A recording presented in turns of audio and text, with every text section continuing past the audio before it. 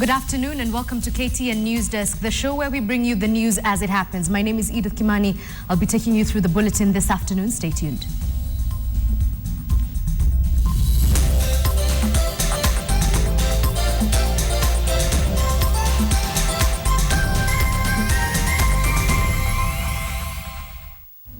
And we begin with some unfortunate news from Athi River, where police in Machakos County just this morning recovered two bodies of people suspected to have been murdered and dumped into River Athi.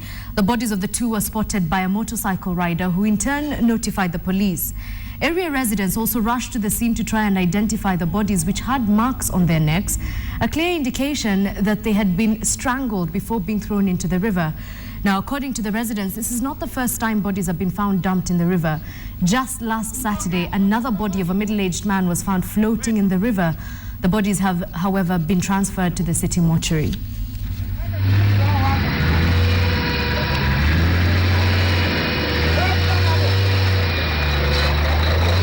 Watu wamefanya kuuawa hapa Athi River kwa muda mingi sana.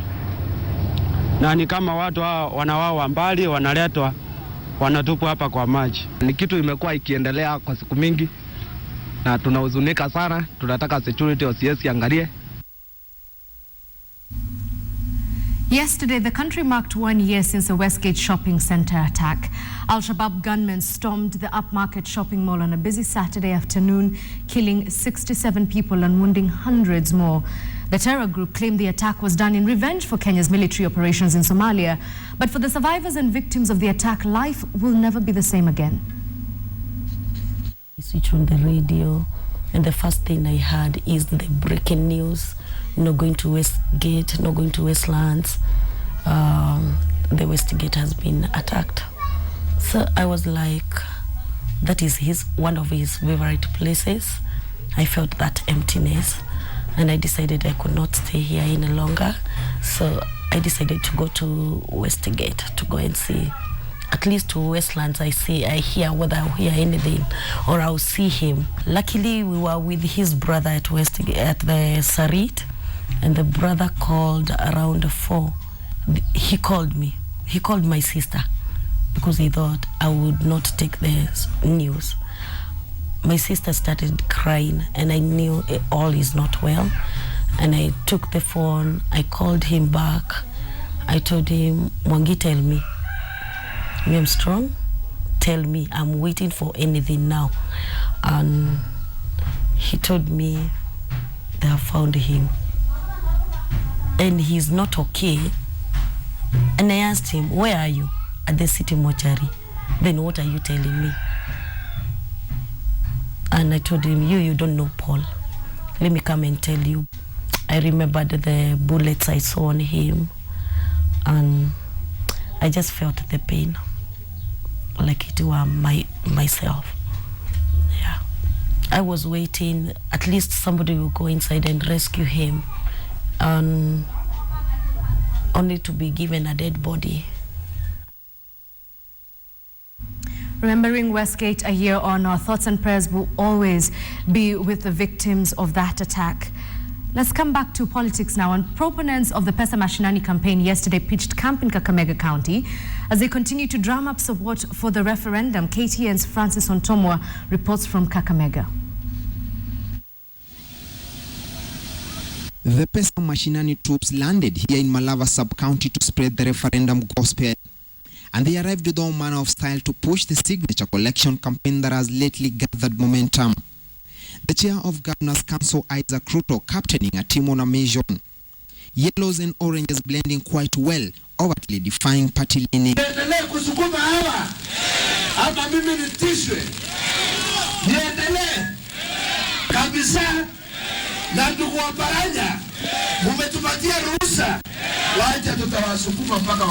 Viwanda. Na hii hatuwezi kufanya kama pesa zetu zinapakia Nairobi. Ndio kwa sababu nimeamua mimi kama gavana wenu niungane na wenzangu tuitishe mwito wa Pesa Mashinani. Light showers disrupted the Malava meeting for quite some time, but this was not going to dampen spirits here. Tukaona msitu hapa. huu msitu unasimamiwa na national government kule Nairobi. Naulize watu wa Malava, mnataka kaunti isimamie msitu wenu ama isimamiwe na kule Nairobi? Si nini kaunti?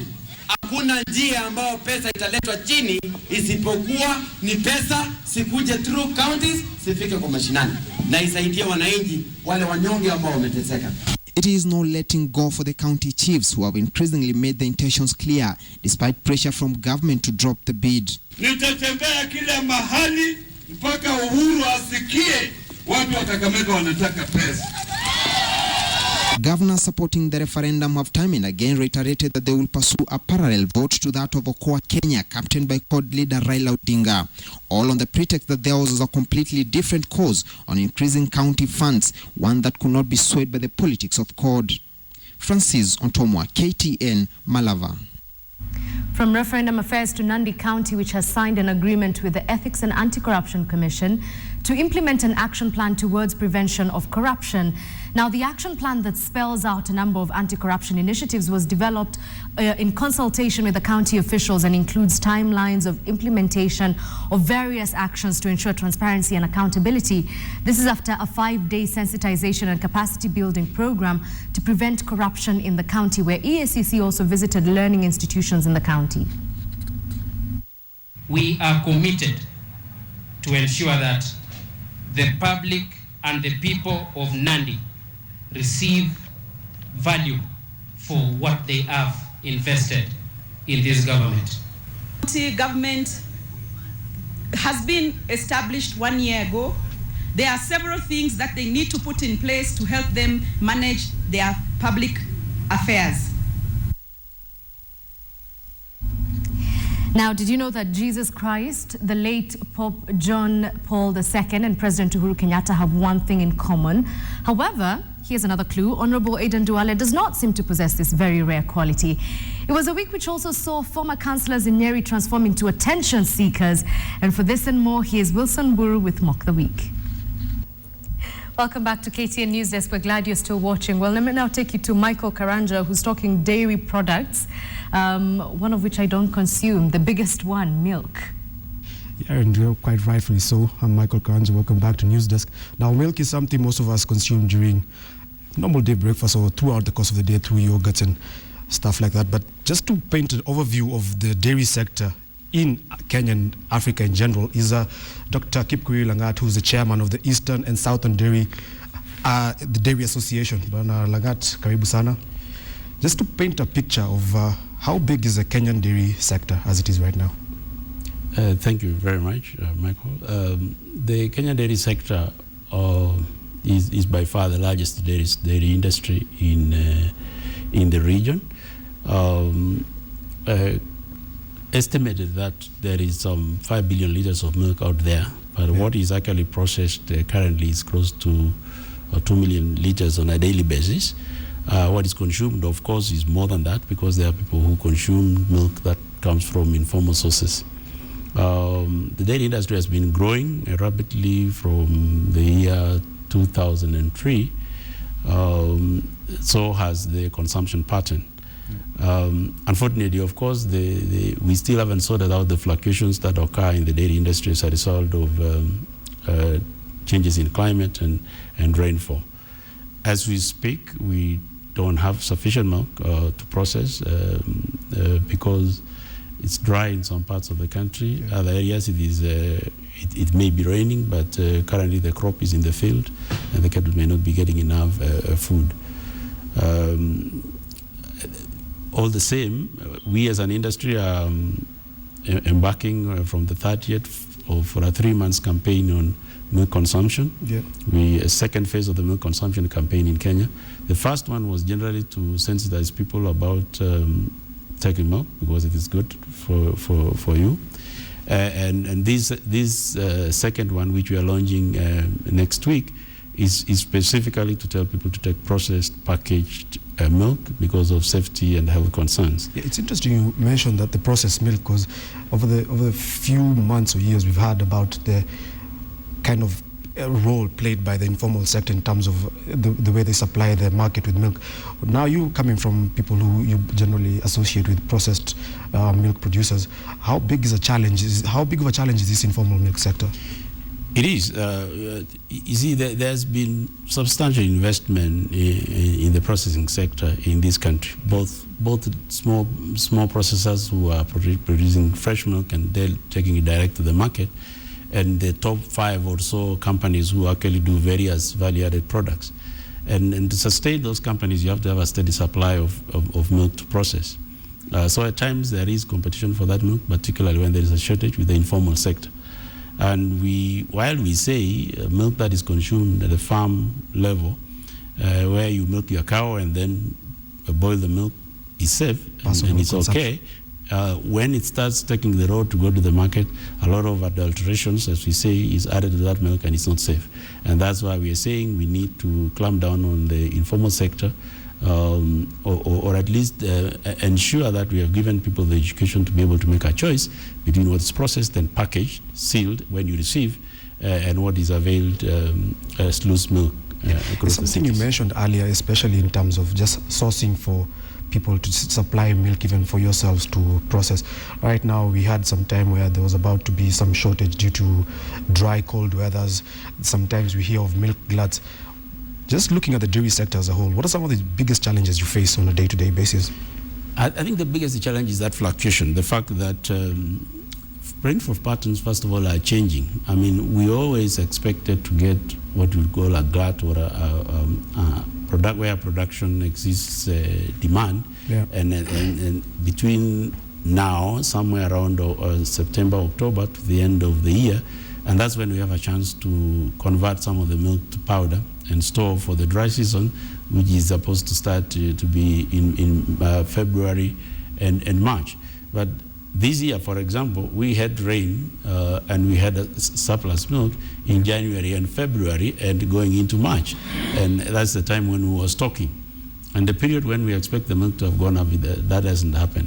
To an extent that we do not have any stocks of powder anywhere in the country now. We have literally consumed whatever we were able to pick in January. So the patterns have changed. And in those patterns, when the drought comes, it changes the patterns of the way the cows breed. So the way you used to plan and be sure that this is a period of surplus milk may end up being a period of low milk.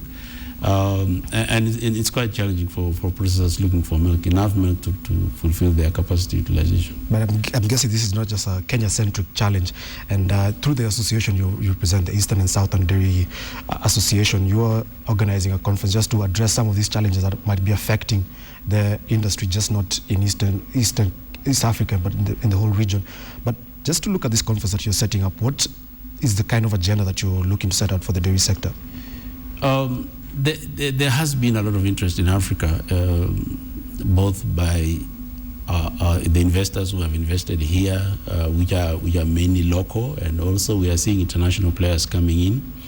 There have been interest in development partners who want to help the farmers to do dairy, because it has been found that dairy is in terms of reduction of poverty, is one of the best tools and around the region. So there has been programs in all the countries, and I take an example of Uganda, which a few years ago was having a lot of milk going to waste.